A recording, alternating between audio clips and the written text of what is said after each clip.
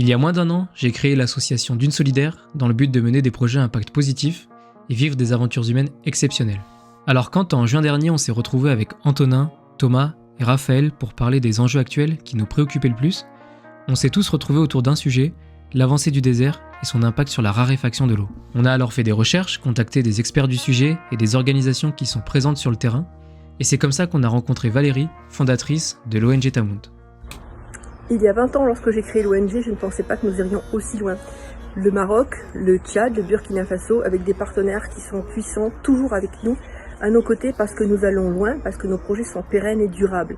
Aussi, je suis fière de pouvoir continuer avec une équipe dynamique à creuser des forages là où les gens n'ont plus rien pour avancer et leur donner des projets de vie efficaces. Pour se rendre compte des actions de l'ONG, on a décidé de se rendre sur place, où l'on a été accueilli par Hassan et sa famille. Bonjour, est-ce que tu peux te présenter s'il te plaît? Je m'appelle Hassan Aït El Haj, j'ai 45 ans, j'habite au village de Zaouid Sidi Ahmed. Est-ce que tu peux nous parler un petit peu de l'histoire de ton village? Notre village Zaouid Sidi Ahmed, déjà la Zaouia c'est un centre religieux, et Sidi Ahmed c'est le fondateur du village. Et le village ça fait 500 ans qu'il existe. Après avoir pris le thé avec la famille d'Hassan et rencontré les habitants de Zaouid, on s'est dirigé vers les puits du village. Hassan nous emmène au premier puits du village, creusé et financé en 2006 par l'ONG Tamout. C'est la première mission de l'organisation. Là, c'est le deuxième puits qu'on a fait avec l'association l'ONG Tamout. Valérie et Sujane, ils ont commencé à creuser ce puits avec nous aussi. Vache. Ok. Et comment ça a évolué au fur et à mesure? Comment vous avez creusé aussi profondément et remonté à chaque fois? Il y avait un système d'échafaudage à la base? L'échafaudage? Nous, l'échafaudage qu'on fait, quand on a fait ça en ciment, Ouais.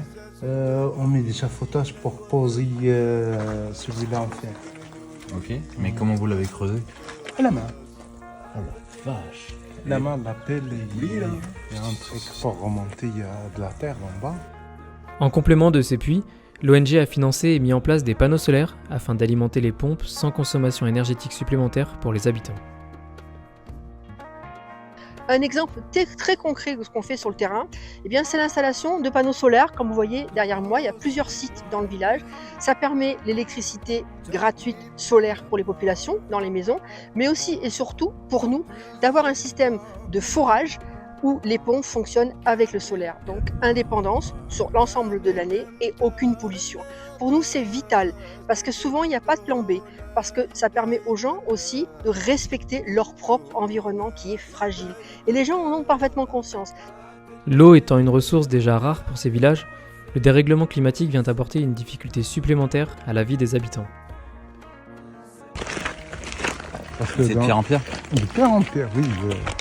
Avec les changements climatiques, il y en a maintenant des villages qui sont pas bons. Tous leurs jardins sont secs. Et tu le sens ici au niveau des cultures ou pour l'instant vous êtes épargné sur ce sujet-là? On le sent, c'est déjà, si c'était par exemple la chaleur qu'on a, on l'a jamais vu. Ici, on arrive sur la deuxième culture du village, alimentée par le deuxième puits, créé avec l'ONG Tamout.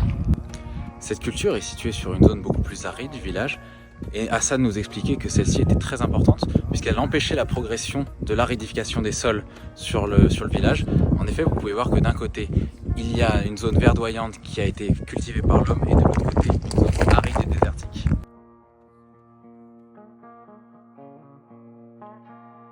La désertification, phénomène que nous avons observé au sud du Maroc, est encore plus prégnante au Sahel. Cette bande s'étendant du Sénégal au Soudan sépare les vastes déserts du Sahara des luxuriantes savanes. Or, cette région voit 60% de ses terres ravagées par la désertification, un phénomène aggravé par le changement climatique. C'est dans ce cadre qu'émerge l'idée de la Grande Muraille Verte. Plus qu'une simple reforestation, la Grande Muraille Verte a le potentiel de réduire la pauvreté par la création d'emplois, de favoriser la biodiversité et de jouer un rôle majeur dans la lutte contre le réchauffement climatique grâce à la séquestration de carbone. Néanmoins, elle doit surmonter des défis majeurs tels que la fluctuation climatique, les restrictions budgétaires et la nécessité d'une harmonisation entre les différents pays participants. Chaque village actif dans cette zone apporte sa pierre à l'édifice de la Grande Muraille Verte. C'est dans cette optique que, conjointement avec l'ONG Tamout, nous cherchons à appuyer des villages au Burkina Faso et au Tchad en s'inspirant des réussites marocaines.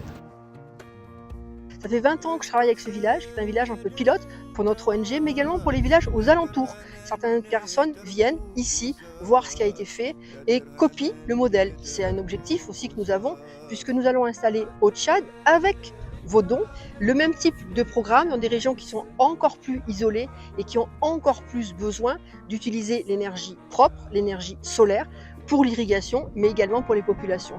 Si vous venez ici, vous pourrez assister au montage de tels chantiers, vous pourrez participer, vous pourrez aussi peut-être nous donner de nouvelles idées en fonction de qui vous êtes, une forme de mécénat de compétences sur le terrain. Ça sera, vous verrez, pour vous une expérience superbe parce qu'on est dans le concret, on est dans le durable et on est dans l'autonomie des populations locales, ce qui est notre objectif prioritaire. Les gens ne sont pas soutenus en permanence par l'ONG, ils sont autonomes, mais avec des projets qui avancent pour pouvoir aller plus loin, notamment autour de le développement durable. Merci d'avoir regardé cette vidéo. Pour aller plus loin, vous pouvez soutenir les futurs projets de l'ONG Tamout via leur plateforme de financement participatif et vous pouvez également suivre les aventures de Valérie sur LinkedIn. Quant à nous, ceci est le premier gros projet avec mon association D'une Solidaire et j'ai hâte de vous en partager d'autres.